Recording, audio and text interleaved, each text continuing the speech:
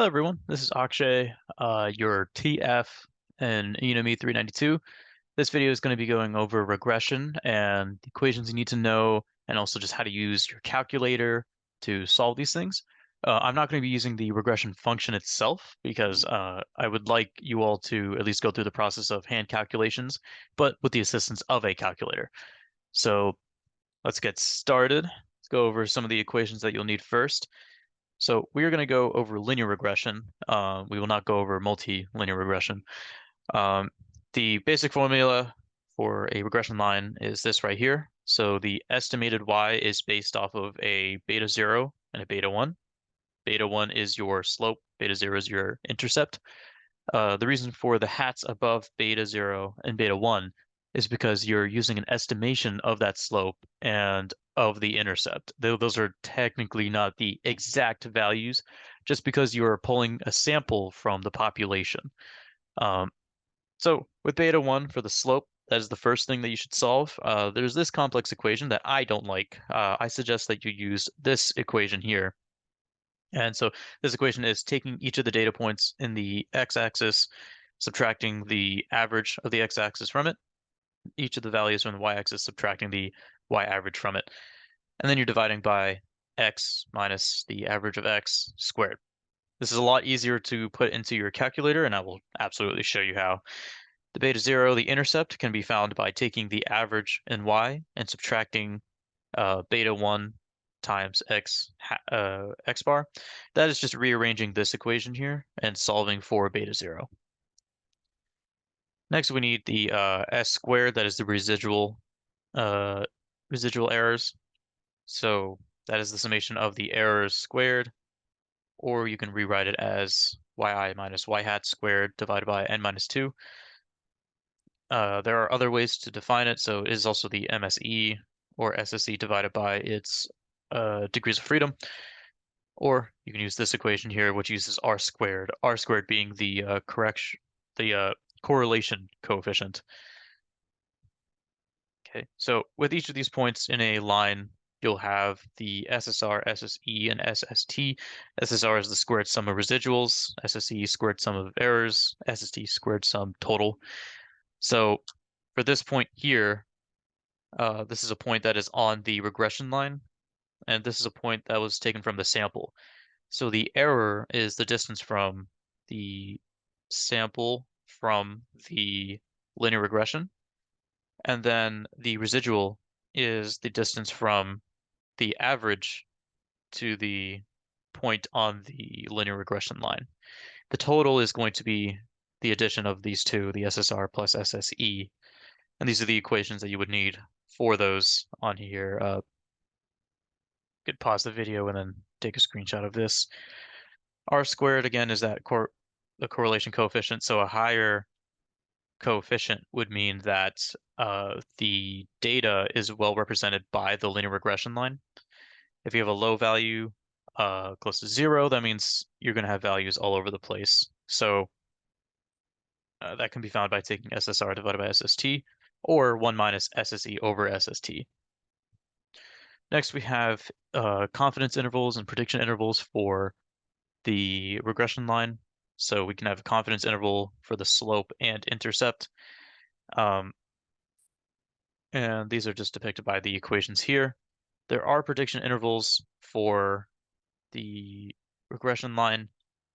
The one that is important to know is taking an interval, prediction interval of a y nu based on an x nu. So say that with these points that we have here, this is the sample. What if we wanted to take a point out here? Well, we need to predict what that value is going to be, say like out here, and then it has to be within a certain confidence. So predicting that y nu based off of your confidence here, the alpha divided by 2. Yep, and then y nu is just going to be beta 0 plus beta 1 times x nu.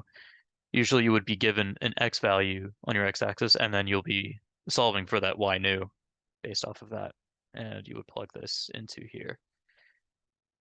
Next, we have hypothesis tests. So testing if a slope is greater than or less than or equal to a certain slope that you're testing against. And then the intercept with the same concept. Pause the video and take your screenshots. All right, so now let's go through an example problem, and I'll show you how to use your calculator to do this.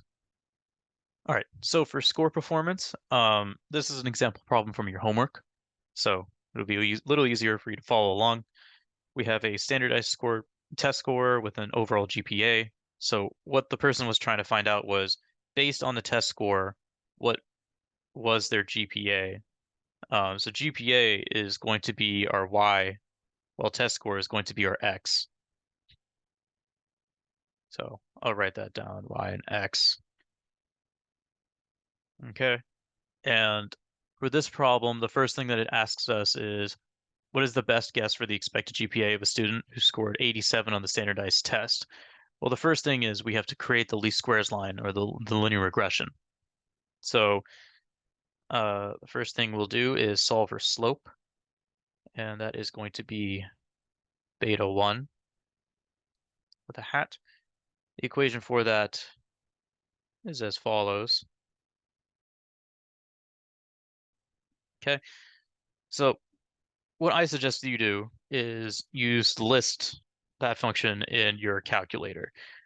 The first thing that we need to do is go into lists. So click stat and edit, and we have our list. So in L1, I'm going to say my X values are going to be put into L1 and my Y values are going to be put into L2. So let's go ahead and do that. Okay, so now we have these, for this slope, we need to find the X bar and Y bar.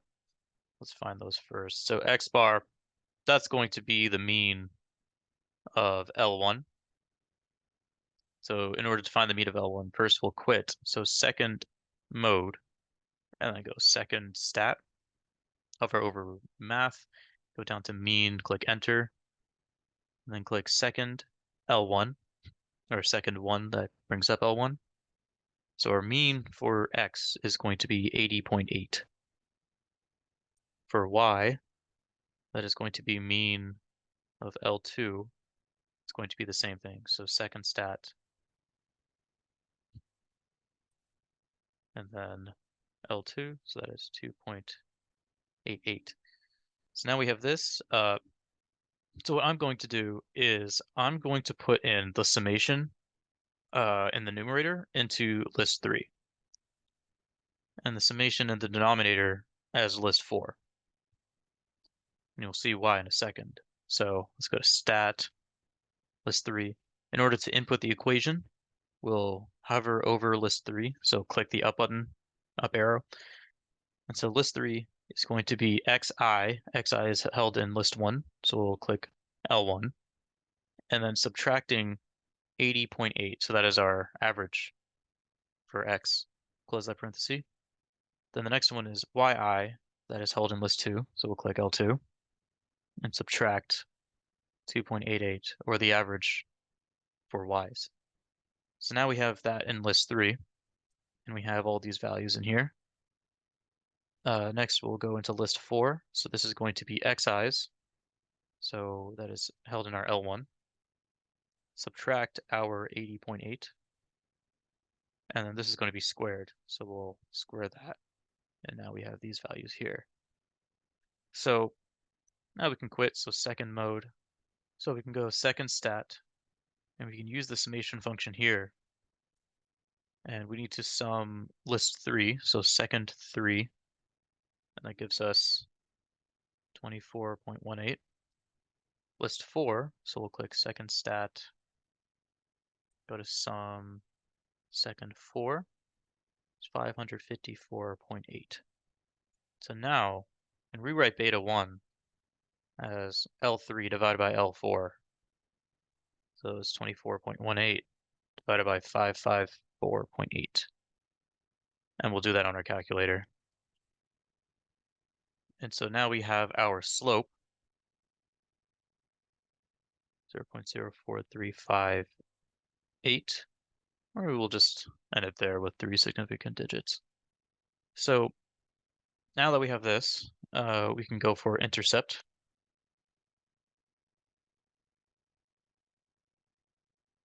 So intercept is going to be y bar minus beta 1 hat times x bar. We already have y bar and x bar from the previous part, and we have now a beta 1. So this is going to be equal to 2.88 minus 0.0436 times our x average. And we can find this in here. Okay, we actually get a negative number for our intercept. Uh, that is kind of interesting because what that would mean is that if we have a score of 0, the person would have a negative GPA. But we won't have a score of 0 in this case, and it's just an estimation based off of these scores, which start at 65 at the lowest. So our beta 0 is that right there. Now we can write our equation. So our y hat is equal to negative 0.6415 plus beta 1, which is 0.0436 times our x. In this part of the problem, it's asking us to find the GPA based on a student score of 87. So for x equals 87, let's find what that y hat would be. So we'll rewrite this. And we will plug an 87 in here. So we can go back to our calculator, highlight our previous answer there, the 0.0436, multiply this by 87. And then we need to subtract our intercept from that. And we get a GPA of 3.15. Make sure you always circle your answers. Okay, so for part B, this is asking us for a 91% confidence interval at a standardized test score of 87. So the formula that we need for this is going to be y hat is equal to beta 1 hat plus beta 0 hat, and then our uncertainty is going to be t with n minus 2's degrees of freedom, all divided by 2 times our sy hat. Sy hat can be defined with the formula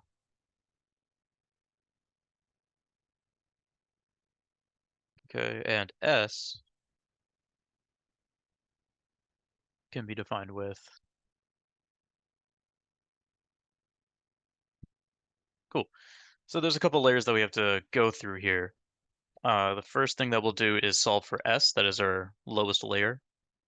What I'm going to do is I'm going to input y hat I. Those are our estimated values at each of the x's.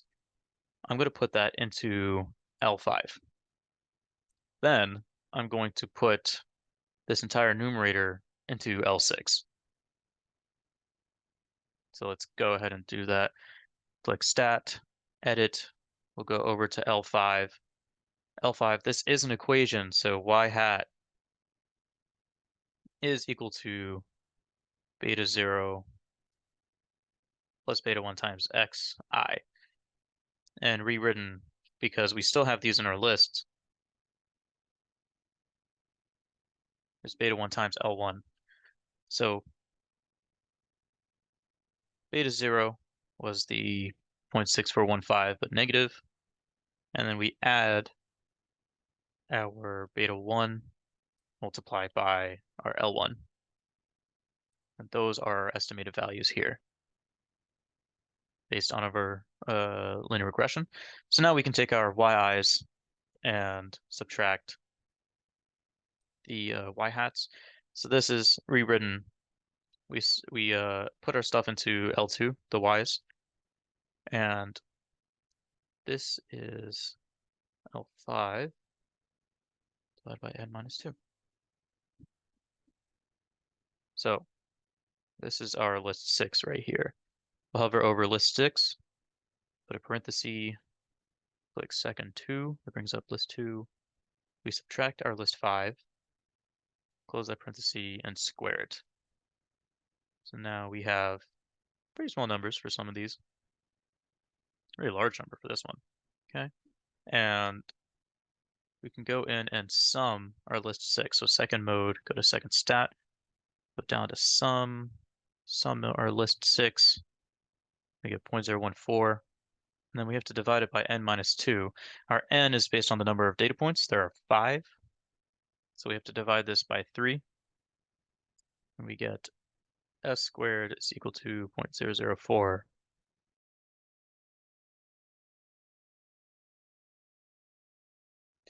Okay, so we need s. So we have to square root both of these.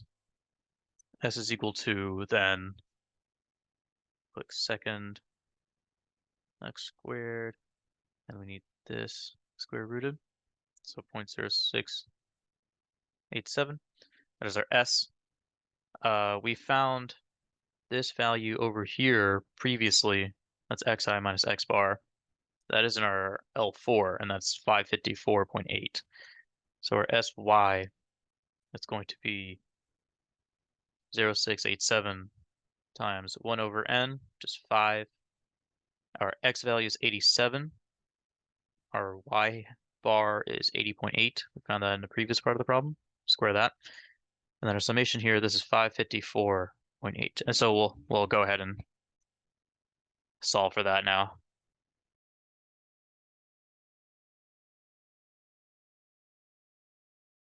Okay, so after putting that into our calculator, find that sy is 0.356. And now we can put that into our original equation. Oh, first we got to find t. So t as degrees of freedom n minus 2, alpha divided by 2. So we have 91% confidence. That means our alpha is equal to 9%. Alpha divided by 2, that is equal to 4.5%. So what we can do is we can use inverse t on our calculator. So we can click second, vars, go down to inv t. And so we need an area and then a degrees of freedom. So I wanted the area to the right side because that'll be positive. So here's our t. And so what we're looking for is this right here, alpha over 2. I want this t. So this area right here, that's going to be 100% minus 4.5%. So if I take 100 minus 4.5,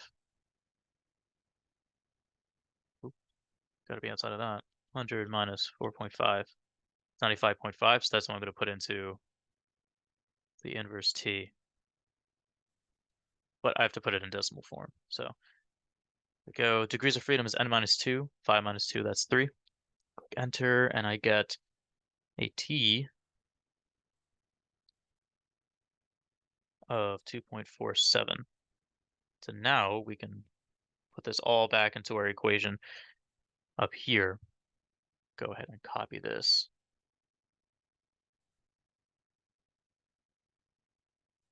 Okay. So this is 0.0436. Correct. Yeah, 436 times 87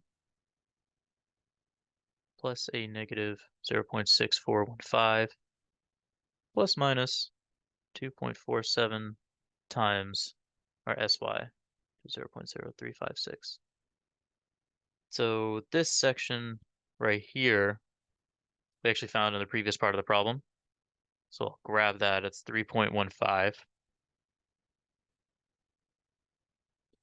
Now we can get the other side, it's plus minus, so 2.47, that times 0.0356.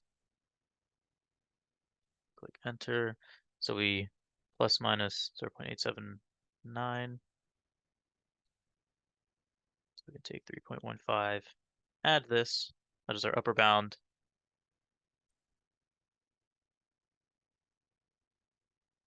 That is 3.238. And then we can take 3.15, subtract 0.08. That's 3.062. And that is your answer right there. Ladies and gentlemen, always circle your answers, please. And that is how you use your calculator to solve a regression problem. I suggest using lists. It is much faster. Sure, you can go into your calculator and find wherever that, I have no idea where it is anyway. So find wherever these tests are. I think it's here. And, create that linear regression line. You can go ahead and do that, but it is a lot better to go through by hand and understand what everything is doing. I hope you enjoyed, and thanks for watching. I hope you do very well on this exam. All right, bye-bye.